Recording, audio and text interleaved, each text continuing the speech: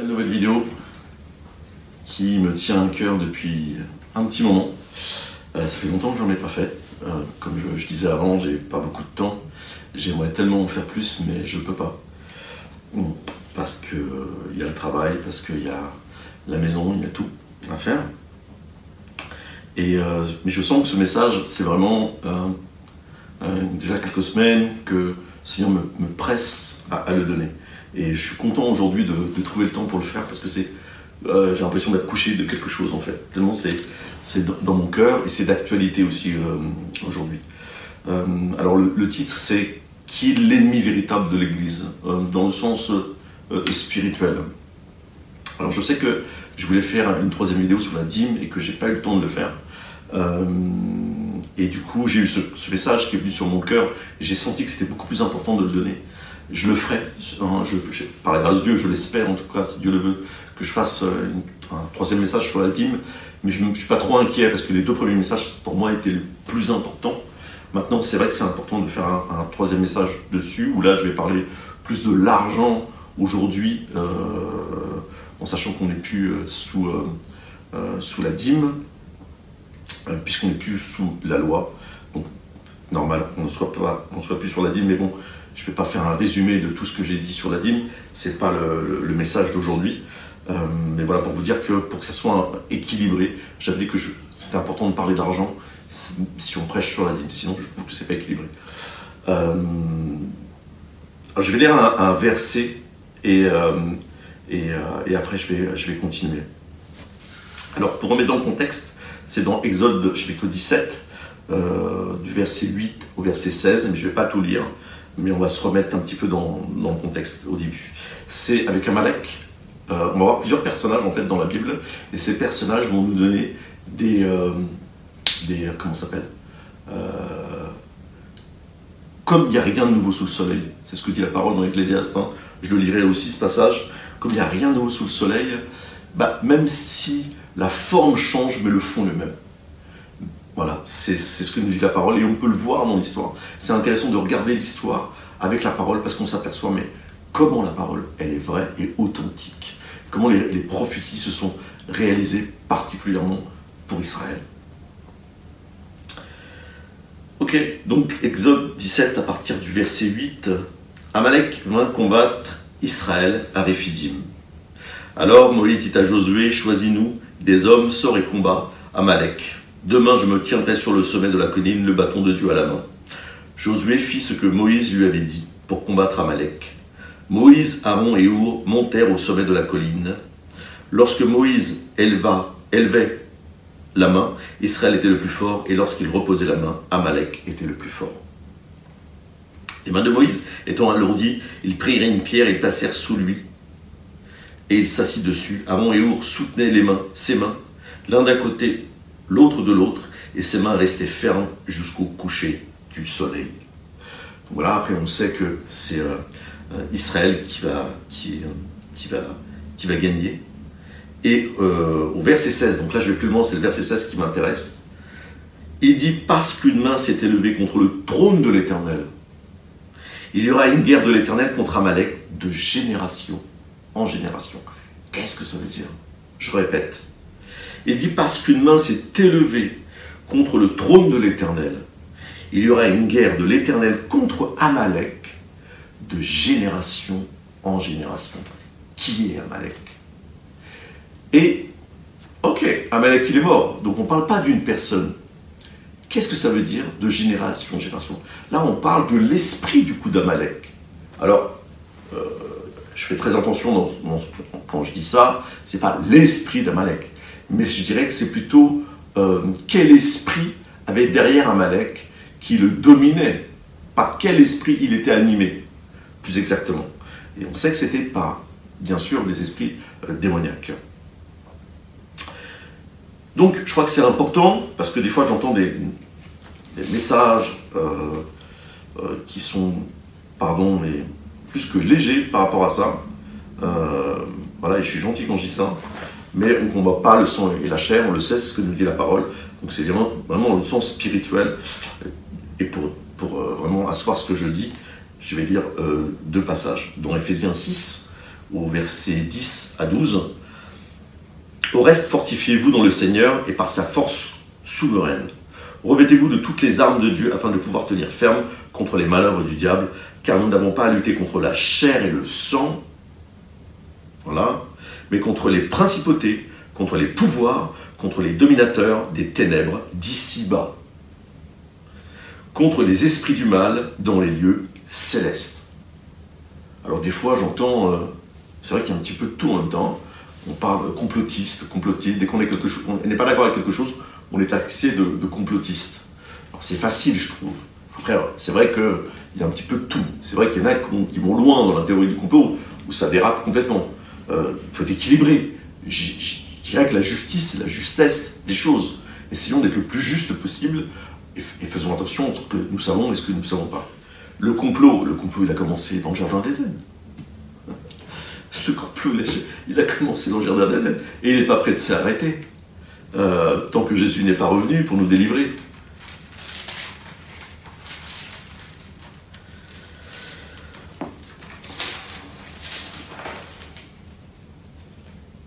Entre théorie du complot et puis bisounours, il y a un fossé. Ok, 1 Timothée 2, versets 1 à 2. J'exhorte donc en tout premier lieu à faire des requêtes, prières, intercessions, actions de grâce pour tous les hommes, pour les rois et pour tous ceux qui occupent une position supérieure, afin que nous menions une vie paisible et tranquille en toute piété et dignité. Quand j'ai entendu des fois qu'il faut arrêter de prier pour les autorités de ce pays, je ne crois pas, c'est pas biblique, au contraire. Et je crois qu'il y a une guerre spirituelle. Et je crois qu'il y a quelque chose, quand on voit Moïse justement qui lève les mains, et quand il continue à lever les mains, il continue à prier. Lever les mains, ça veut dire quoi? Ça veut dire prier, intercéder. Quand il continue à prier, alors Israël gagne. Mais quand les mains sont baissées, c'est-à-dire que quand il arrête de prier, c'est Amalek qui a le dessus. Alors tombons pas dans ce piège. Nous, bien sûr, c'est pas une guerre à travers la chair et le sang au temps d'Israël, c'est spirituel, on doit continuer à prier. Malgré qui ils sont, sachons aussi, j'ai déjà entendu, et je suis d'accord et je confirme, que le peuple mérite aussi le gouvernant qu'il a. Ça fait du mal à entendre, mais c'est la vérité. Donc, continuons à prier, et je crois que voilà, il y a une guerre spirituelle. Voilà, il y a même, je dirais que notre président a un prénom prophétique qui s'appelle Emmanuel.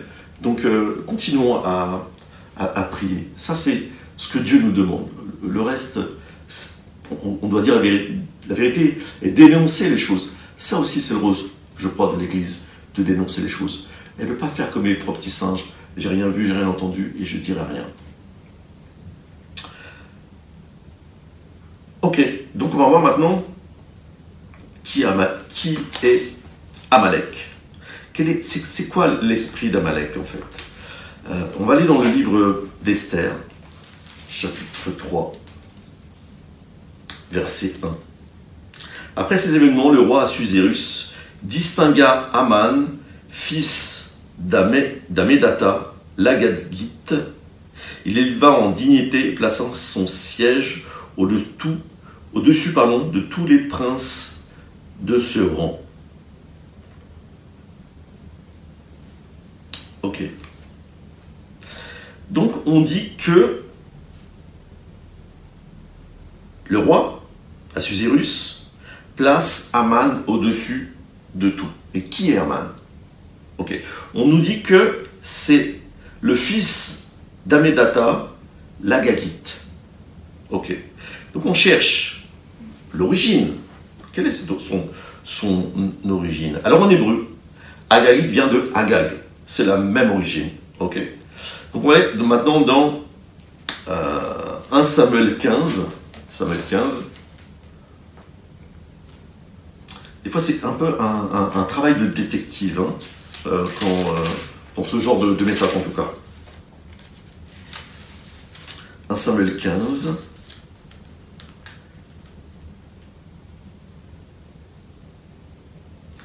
Verset 32.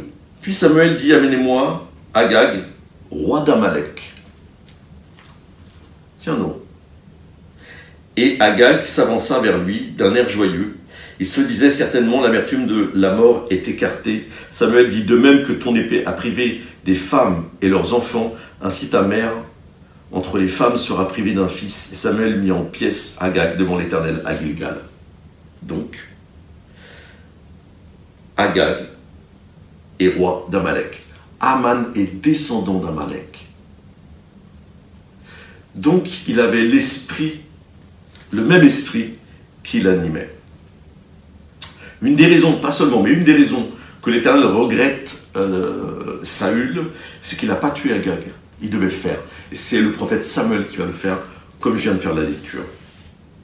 Ok, donc je répète. Puis Samuel dit, amenez-moi Agag, roi d'Amalek, et Agag s'avança vers lui d'un air joyeux. Il se dit certainement la vertu de la mort est écartée, et il va le tuer. Samuel va tuer le roi d'Amalek. Ok. Donc maintenant on sait qui c'est. On sait que Aman a l'esprit d'Amalek. C'est intéressant de voir que Esther, c'est le seul livre où il n'y a pas le nom de l'Éternel. Parce que Dieu se cache. C'est intéressant.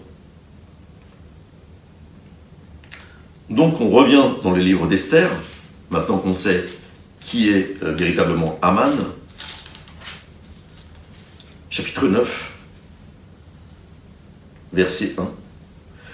Le 12e mois, qui est le mois d'Agar, le 13e mois du mois, quand l'ordre et l'édit du roi devaient entrer en vigueur, le jour où les ennemis des Juifs espéraient se rendre maîtres d'eux, par un retournement de situation, ce furent les Juifs qui se rendirent maîtres de leur adversaire. Alors quel est ce changement? Et vous allez voir qu'il y a quelque chose de prophétique qui est caché dedans. Alors ça ne vient pas de moi, moi je l'ai découvert à travers un message. Ça ne me dérange pas de répéter les choses. Il y en a qui disent que voilà, on fait des copier-coller. Je ne crois pas qu'on fait des copier-coller. Je crois que tout ce qu'on a, on l'a reçu. Donc je crois qu'il faut au contraire honorer ce qu'on reçoit. On n'est pas né tout seul. On n'est pas tac comme ça. Et puis paf, on sait tout. Bien sûr, on reçoit des révélations du Seigneur, mais on met en place aussi des choses qu'on a entendues, que d'autres ont eu ces révélations. Il faut avoir un respect. Isaac sans Abraham n'aurait pas été Isaac. Pareil pour Jacob. Et c'est une continuité. C'est une continuité. Donc, au contraire, rendez l'honneur à qui vous devez l'honneur. Et nos aînés, dans ce sens-là, sont les Juifs. Et donc, je vous recommande vraiment d'écouter le message du Rav Ron Shaya sur Germania.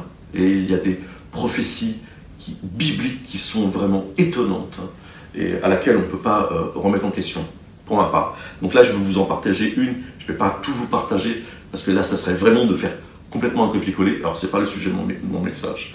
Mais je rends l'honneur à qui je dois l'honneur. Donc, donc voilà, c'est pour ça que je vous dis ça. J'essaierai de mettre le lien, et je vous recommande vraiment de le regarder. Ok, donc, changement de situation, c'est ce que je viens de lire dans le verset 1. Retournement de situation. Aman, on connaît l'histoire, pour remettre un petit peu dans le contexte, je peux revenir un petit peu en arrière, chapitre 3, verset 8, pour ceux qui ne connaissent pas. Aman dit au roi Assuérus, il y a un peuple à part, ils sont partout infiltrés parmi tous les peuples, dans toutes les provinces de ton royaume. Leurs lois les distinguent de tout peuple et ils n'exécutent point les lois du roi. Il ne vaut rien pour le roi de les laisser en repos. Qu'il plaise au roi de signer leur perte, et je pèserai 10 000 talents d'argent entre les mains des fonctionnaires du royaume pour les verser dans les coffres du roi. Le roi retira le sceau de son doigt et le donna à Aman, fils d'Amedata, l'Agagite, comme si on ne le savait pas. Ça avait été dit avant, vous avez vu? Quand les choses se répètent comme ça, c'est que la parole a l'appui dessus. On dit vraiment, à chaque fois on dit Aman qui? Celui-là. Vraiment, fils d'Agagite. Vraiment qu'on soit sûr en fait. C'est pas pour rien. La parole ne fait rien pour rien. C'est pas un livre d'histoire. On convoqua les scribes royaux le 3e jour du 1er mois, et l'on transcrivit tous les ordres de Haman à l'intention des satrapes du roi, des gouverneurs de chaque province et des provinces de chaque peuple. À chaque province dans son écriture, à chaque peuple dans sa langue, ce fut écrit au nom du roi Azuris et scellé du sceau du roi. Donc c'était vraiment extermination totale. Au verset 13, les lettres furent envoyées par l'intermédiaire des courriers à toutes les provinces du roi. On devait exterminer, écoutez bien, tuer et faire périr tous les juifs, du jeune garçon au vieillard, les enfants comme les femmes, en un seul jour, le 13 du 12e mois, qui est le mois d'Agar. On pouvait les piller pour en prendre du butin. C'était un massacre. Un massacre. Tout le monde rayé de la carte. C'est ça l'esprit d'Amalek. L'esprit d'Amalek, c'est de détruire complètement, rayer de la carte.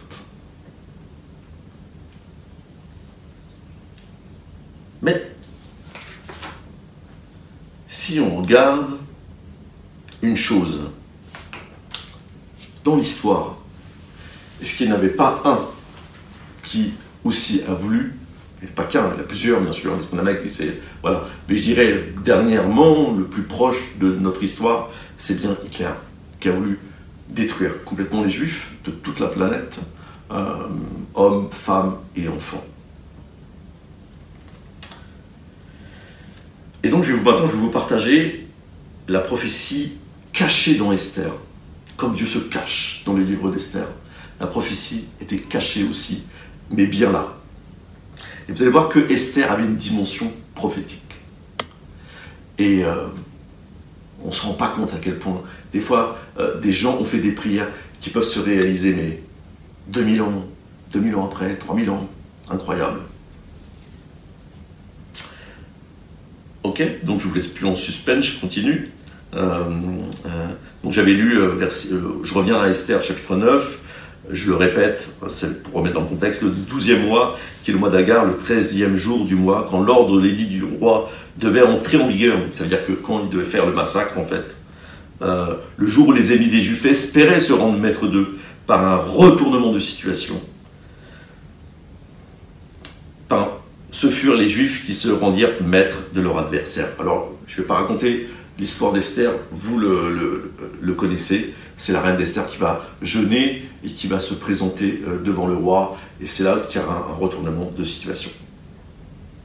Elle se met en prière, bien sûr, et elle jeûne pendant 3 jours, sans manger et boire. Verset 10. Non, je continue, pardon. Je vais continuer.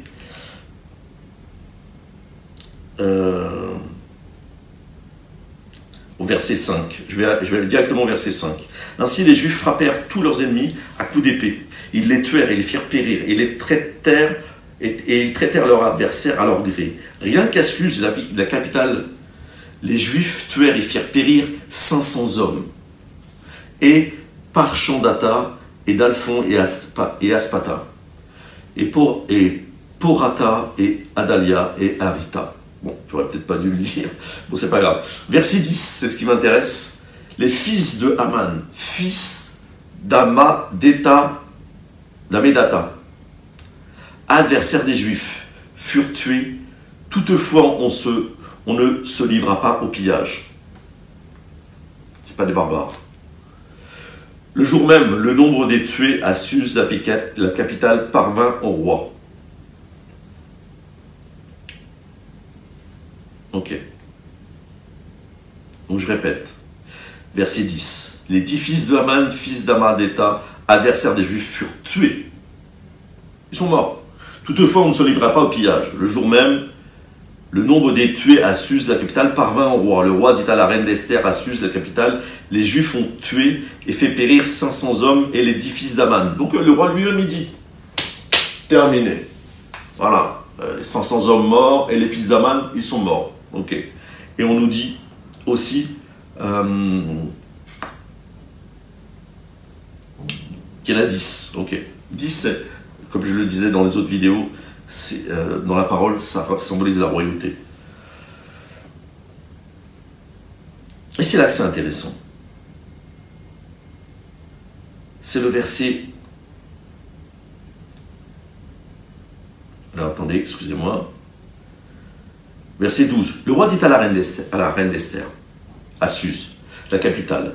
Les Juifs ont tué et fait périr 500 hommes et l'édifice de Haman. Qu'auront-ils fait dans le reste des provinces royales? Mais quelle est ta demande? Elle te sera accordée. Quelle est encore ta requête? Elle sera exaucée. Donc voilà, ils sont morts. Et le roi dit à Esther, c'est quoi ta demande? Qu'est-ce que tu veux? Et regardez la demande d'Esther. Esther répondit, s'il plaît au roi, qu'il soit aussi permis aux Juifs de Suse d'agir demain comme aujourd'hui. D'agir demain comme aujourd'hui? Qu'est-ce que ça veut dire?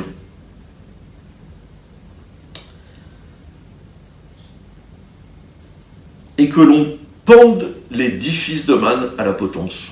Mais ils sont morts. Et demande quelque chose qui est déjà là. Je répète, vraiment, comme si il y avait une erreur, mais je vous dis, il n'y a jamais d'erreur dans la Torah. C'est des secrets qui sont cachés. Je relis le verset 12, parce que vraiment, s'imprégner dedans. Le roi dit à la reine d'Esther, à Suse, la capitale, les Juifs ont tué et fait périr 500 hommes. Déjà, le verset 10 nous le dit. Hein. Et l'édifice de Haman. Ok. Qu'auront-ils fait dans le reste des provinces royales? Mais quelle est ta demande? Elle te sera accordée. Quelle est encore ta requête? Quelle est encore ta requête? Elle te sera exaucée. Parce que, pourquoi encore? Parce qu'elle avait déjà fait une requête avant. Elle avait, justement, c'était déjà fait. Et là, ils sont morts. Donc il lui dit, quelle est encore ta requête? Qu'est-ce que tu veux en plus? Esther répondit, s'il plaît au roi, qu'il soit aussi permis aux Juifs de Suse d'agir demain comme aujourd'hui, et que l'on ponde l'édifice de Haman à la potence. Mais je le répète, ils sont morts.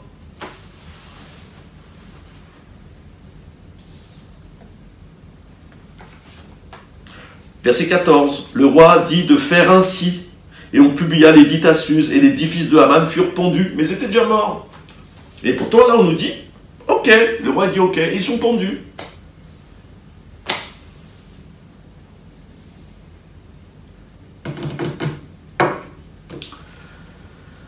Ok, procès de Nuremberg, 1946.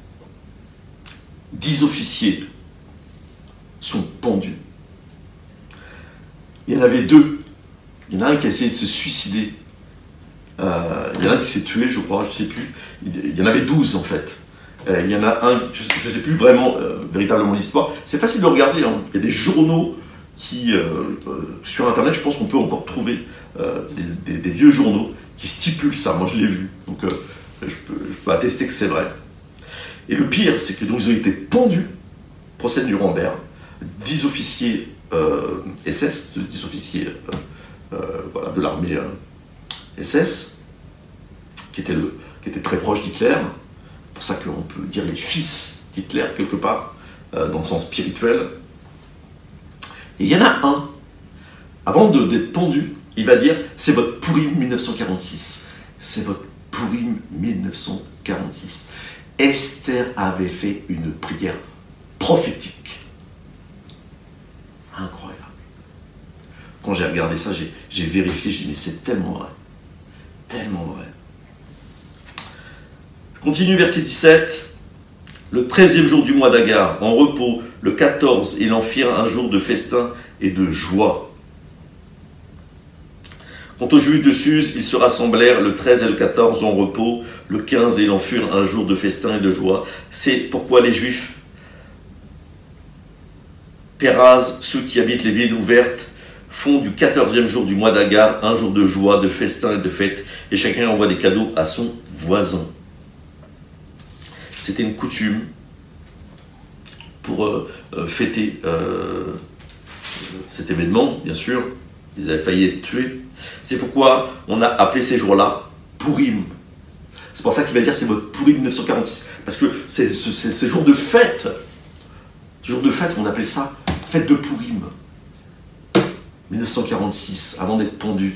Il va dire, l'officier, c'est même pas... C'est l'officier qui va, avant de mourir, qui va dire ça. Comme si c'était prophétique. Il fallait qu'il le dise. Pardon. Verset 27, les Juifs instituèrent une tradition irrévocable pour eux, pour leurs descendants et pour ceux qui se joindraient à eux. On célébrait ces deux journées selon le mode prescrit et au temps fixé d'année en année. Verset 32. L'histoire d'Esther institue le rituel de Pourim. C'est pourquoi elle est écrite dans ce livre. Ok.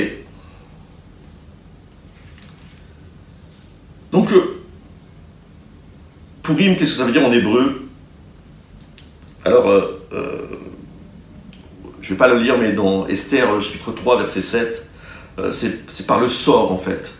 Dans les Babyloniens, les Perses utilisaient le sort pour voilà, ce genre de jeter les dés, en fait, hein, pour savoir à quel moment on allait faire quelque chose d'important, comme une bataille, ce genre de choses. Donc c'est une date, sur la meilleure date, en fait, et en hébreu, la racine de Pourim, en fait, ça veut dire renverser, briser, écraser. C'était vraiment ça. Et comme je vous disais, Hitler avait l'esprit d'Amalek. Il voulait briser, écraser et rayer de la carte le monde comme Aman.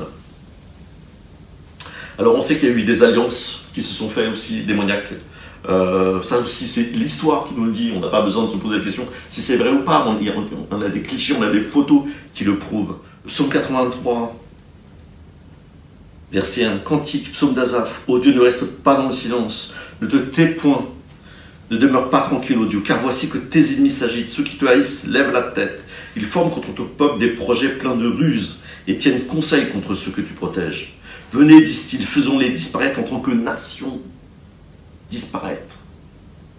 Et qu'on ne se souvienne plus du nom d'Israël. Ils tiennent conseil, tous d'un même cœur. Ils concluent une alliance contre toi. Verset 7. Les tentes d'Édom et les Ismaélites, Moab et les Agaréniens. Je remets au verset 6. Ils tiennent conseil tous d'un même cœur. Ils concluent une alliance contre toi. Les tentes d'Édom et les Ismaélites, Moab et les Agaréniens, Gébal, Ammon, Amalek. Je vais m'arrêter là, je vais continuer. Je veux dire, on va voir plusieurs personnages. On va voir au moins 3 ou 4. Mais retenez, regardez l'alliance qui s'est faite. Amalek et Ismaël. Et on voit quoi? On voit le grand mufti de Jérusalem qui fait alliance avec Hitler pour effacer Israël de la terre. C'était prophétisé. C'était déjà dans la parole. Psaume 83. Et on va voir après Édom. Vous avez vu, là, il y a une alliance aussi avec les tentes d'Édom. Et on verra par la suite. J'aurais aimé le faire aujourd'hui, mais j'ai pas le temps. Soyez bénis. Au revoir.